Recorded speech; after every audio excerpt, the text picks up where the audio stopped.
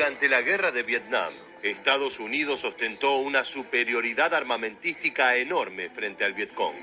Se ejecutaron incontables operaciones aéreas de ataque y más de 2,5 millones de tropas fueron trasladadas a territorio asiático desde 1965 y hasta el final de la guerra, 10 años más tarde. Las fuerzas norteamericanas, desde antes de partir y durante todo el conflicto, creyeron tener la guerra prácticamente ganada. Sin embargo, los norvietnamitas se hicieron fuertes en un terreno que conocían como la palma de la mano y dieron una dura batalla. Cuando el combate cuerpo a cuerpo llegó a la jungla, las tropas del Vietcong supieron entorpecer y complicar seriamente su desarrollo, empleando sus famosas trampas explosivas y de estacas punji.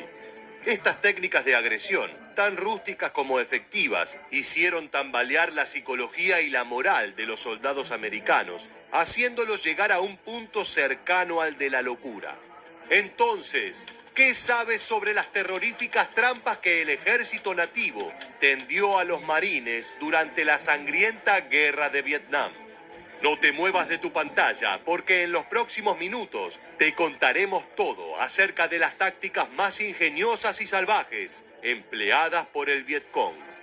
¿Estás listo? Pues entonces prepárate para viajar en el tiempo. Finalizando la década de los 60 y con tal de cerrar el conflicto bélico lo antes posible, las fuerzas norteamericanas fueron elevando el tono de sus ataques hasta niveles impensados de violencia. Estos incluyeron ofensivas de alto calibre, como bombardeos con napalm contra el pueblo civil, o el sembradero de miles de minas defoliantes, que al día de hoy siguen causando muertes en los campos y en la selva por su detonación tardía. Los expertos afirman que la suma de los bombardeos estadounidenses duplica las toneladas lanzadas durante la Segunda Guerra Mundial. Sin embargo, el alto mando norvietnamita contrarrestó eficazmente la afronta americana. Para ello, debió transformar en táctica y estrategia su vasto conocimiento acerca del complejo terreno, además de acudir a sus más viscerales sentimientos de patriotismo y resistencia. De esta manera logró convertir a sus tropas en verdaderos maestros de la ingeniería y el arte del camuflaje, utilizando solamente las herramientas al alcance de la mano. Las técnicas usadas lograrían en momentos clave perforar la moral estadounidense, tanto en sus soldados voluntarios como en las más entrenadas fuerzas especiales. Ninguno logró escapar a las artimañas del Vietcong en la selva, y muchos preferían incluso enfrentar un pelotón fuertemente armado. Pero ¿en qué consistían estos efectivos engaños que el Vietcong montaba en mitad de la jungla, apodados por las fuerzas americanas como trampas cazabobos? Veamos cuáles eran los mecanismos que utilizaban y cómo afectaba esto al traslado terrestre de los marines. Comencemos por la llamada lata explosiva. A través de los campos de arrozales y humedales, este tipo de trampa detonadora se ubicaba al ras de la superficie del agua. Una lata con una púa metálica apuntando hacia arriba contenía una granada ubicada bajo un bloque hecho de concreto. Se depositaba un rollo de papel o tronco de bambú. En su interior se ubicaba una munición de fusil con su bala mirando a la superficie. Bajo la cápsula fulminante del proyectil se ubicaba un simple clavo de metal sobre una delgada tabla de madera. El agujero del pozo era camuflado con hojas y maleza. A su paso, el soldado introducía involuntariamente el pie, ejerciendo la suficiente presión sobre la bala y el clavo para detonar la munición. Al ser una trampa de muy bajo costo, fue confeccionada de a miles, coartando y afectando los movimientos a pie de pelotones enteros. Entre las más conocidas de las estrategias que implicaban pozos camuflados, llegamos a las trampas de estacas punji, de uso habitual por las fuerzas norvietnamitas. Se trataba de una docena de afiladas estacas talladas en cañas de bambú o en metal, clavadas con su vértice también en dirección hacia arriba. Esta era una táctica que podía causar gravísimas heridas en toda una primera línea de tropas, mientras transitaban la selva a pie o los arrozales del sur de Vietnam.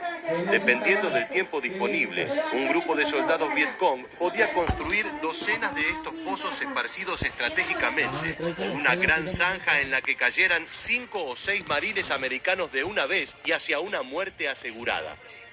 Entre las técnicas apodadas de latigazo, nos encontramos con el látigo de bambú. Se ataban varias púas filosas o mini estacas a una larga caña. Se jalaba hacia atrás una de las puntas de la vara y se amarraba al otro extremo un pestillo a un cable trampa, conformando un arco tirante. Con el dispositivo listo para ser activado, el desprevenido soldado cortaba el cable al pasar y el arco volvía sobre sí a una velocidad de 160 kilómetros por hora, clavándole sus estacas a la altura del estómago o el pecho. Este látigo de bambú podía llegar a causar heridas mortales a uno y hasta a 2 soldados, según el largo de la caña y el ancho del camino por el que transitara el pelotón. Otro tipo de estrategias de retraso o de explosión en fuga eran las peligrosas bombas de bandera.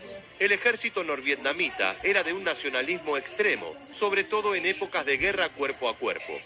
Solían enarbolar banderas de las distintas compañías o escuadrones a los que pertenecieran. También sabían que los norteamericanos eran aficionados a coleccionar trofeos y recuerdos de combate. Si una base Vietcong se veía a punto de ser tomada, los nativos, antes de abandonarla o caer en batalla, procuraban adosarles a sus banderas desde granadas hasta detonadores de explosivos. Muchas compañías estadounidenses pusieron en riesgo el éxito de sus misiones por la cantidad de soldados que corrían a robar las banderas norvietnamitas. Con el transcurso de la guerra, las tropas estadounidenses aprendieron más sobre estas desgastantes estrategias. Por último, llegamos a una de las trampas de la guerra de Vietnam más recordadas, tal vez gracias a la cinematografía bélica. Hablamos de la masa. Quienes la padecieron y sobrevivieron para contarlo, confirman que fue la más temeraria de las estrategias casi tribales del Vietcong contra los marines.